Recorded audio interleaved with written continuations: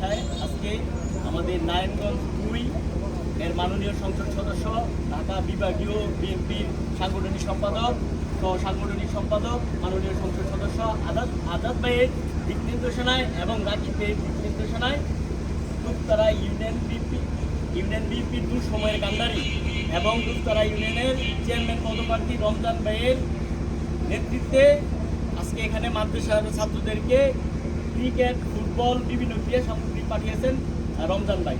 আসলে মাদক, ইফতিদিন এবং দর্শন, দুর্নীতি এগুলো থেকে দেশকে সুন্দর ধারায় একটা স্বাধীন সার্বভৌমত্ব উপহার দেওয়ার জন্য বিএনপির তারুণ্যের অহংকার মাননীয় প্রধানমন্ত্রী তারেক রহমানের দিক নির্দেশনায়, মাননীয় সংসদ সদস্য আজাদ ভাইয়ের যেই দিক নির্দেশনায় এগুলো কাজ করার লক্ষ্যেই এই এলাকার চেয়ারম্যান পদপ্রার্থী রমজান ভাই মূলত হচ্ছে তরুণদেরকে ক্রীড়ার প্রতি আকৃষ্ট করার চেষ্টা করতেছে।